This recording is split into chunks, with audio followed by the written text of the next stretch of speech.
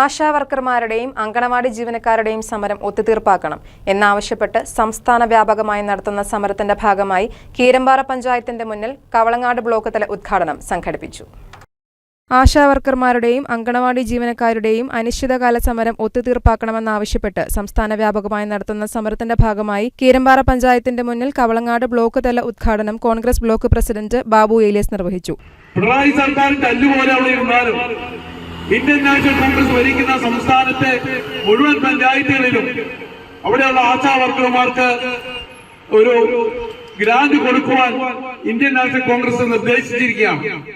സംസ്ഥാനത്തുള്ള എല്ലാ പഞ്ചായത്തുകളിലും Indian national Congress ഭരിക്കുന്ന എല്ലാ പഞ്ചായത്തിലും ആശാവർക്കർമാർക്കുള്ള സാമ്പത്തിക സഹായം ബഡ്ജറ്റിൽ ഉൾക്കൊള്ളിക്കുവാൻ KPCC നിർദ്ദേശം കൊടുത്തിട്ടുണ്ട്.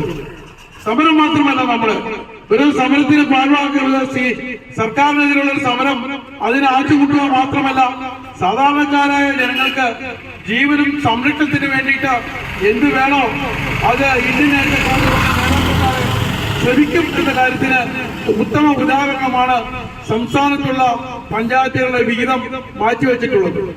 മണ്ഡലം പ്രസിഡന്റ് രാജു അബ്രഹാം അധ്യക്ഷത വഹിച്ചു. Prince Varkey, Gopi Muttathu, PC George, CJ Eldhose, Mamachan Joseph, Reena Joshi, PT Shibi, Binoy Manjammekudy, TV Joy, Aji Eldhose, Ebins, Manju Sabu, Shandy Jose എന്നിവർ പ്രസംഗിച്ചു.